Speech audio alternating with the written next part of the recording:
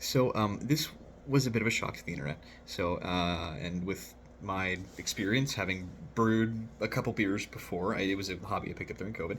I was disgusted. Obviously, that's gross. But it's an interesting thought experiment. The idea: could you take a yeast culture from a person and make it into a beer? The short answer is yes, you can. But let's get into why maybe you shouldn't do that. So, believe it or not, the making of beer, or rather, beer itself as a product, is fairly sterile, with some exceptions here and there. And I know you might be thinking to yourself, like, intuitively, like, obviously, yeah, beer is sterile, it's alcohol. This is not so. There is a pretty widely known subgenre of beers called Brett beers. They're typically Belgian of origin, and the Brett stands for Brettanomyces, which essentially is I think it's not a fungus, it's a mold that grows over the top of the beer while it's fermenting and gives it a sort of, people like to say, barnyard or grass or hay flavor, when really it just kind of makes the beer taste like how a petting zoo smells. And if that doesn't sound appealing to you, I don't blame you. I've tried many Brett beers, and I'm really not a fan. Although I did have one that was made with pine needles and was allowed to sit and ferment for I think like a year, and it was excellent actually. The hay was completely covered up. The hay flavor was completely covered up, but that's beside the point. So taking vaginal yeast and turning it into a beer. Why might this be an advantage? Well, you have a yeast culture that is used to an environment that is very, very warm. Now, if you're a brewer and you're hearing this, you're thinking, oh, on paper, that's actually a great idea. Because typically the warmer an environment a yeast can handle, um, the easier it is for newer brewers or brewers in general to make the beer, because a lot of yeasts need a very specific temperature range to live and grow, because yeast is a living thing. So hypothetically, if you took a yeast culture from an environment that is whatever the temperature of your body would be down there, and you use that as your basis for a beer, like, yeah, on paper the yeast should be fine in most temperate climates. Now, the problem with using a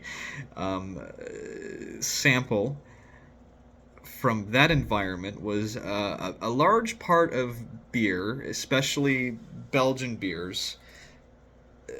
The flavor comes from the yeast, especially in Belgian beers. So, I don't.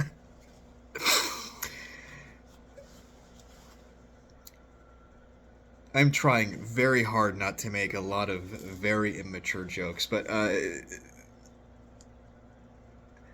let's just leave it at that. The flavor, a large part, potentially, depending on what beer you're making, of the flavor comes from the yeast.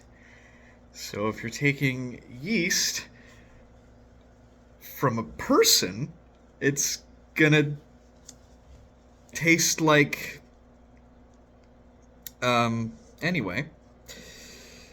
So the other issue is, I haven't actually. I might need to look up how they're marketing it, but I guarantee you they're going to try and turn the beer. They're going to try and lager the beer, because I think lagers tip. I mean, the girl doesn't make beer, obviously, so she's hiring a marketing team to do this for her. So, and by the way, this whole thing could just be a giant marketing scheme of like, oh my God, we're doing this. Isn't that so crazy and disgusting? And then people say, that's foul. Where can I find this product as to avoid not buying it? Sort of deal. But I have a sinking suspicion that this is a beer they're going to try and lager. Now, with what we just said, you have a yeast that comes from an environment that is high in nutrients and is very, very warm. Now, if you know anything about lagering, heat is like the opposite of what you want. So this yeast sample that they have allegedly taken from this woman is not conducive to a lager. is not going to work very well for a lager. In fact, I would go it's not going to work at all. I mean, it literally um, to lager a beer, you need to ferment it in an environment that, especially for a Mexican lager, which I don't think they're doing, but just for the sake of example, like, is literally like half the temperature of the human body, if that. In fact, it might be even lower.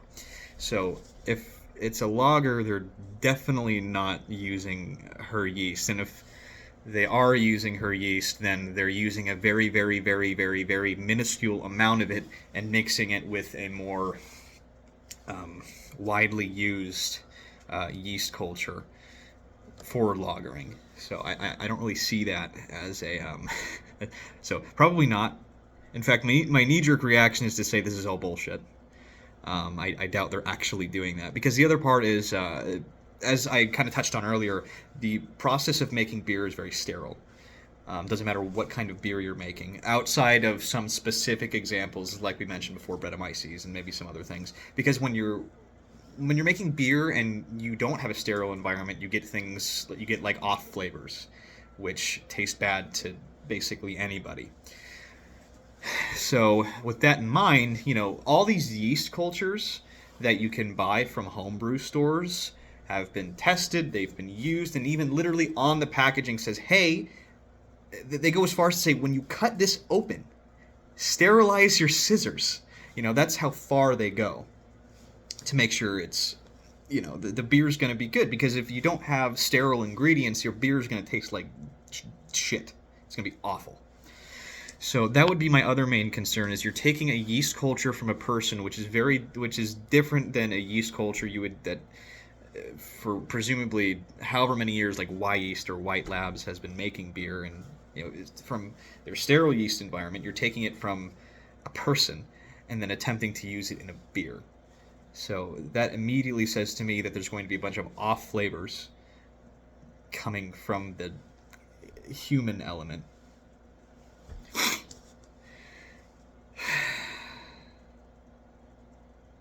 Cut.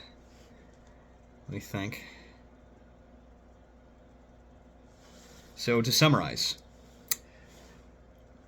they would have to get her yeast. They'd have to sterilize her yeast, which I don't know if anyone's done that before. In this context, I don't know if they've taken a yeast sample from a person and then sterilized it to use it in a beer. I don't even know if you would need to.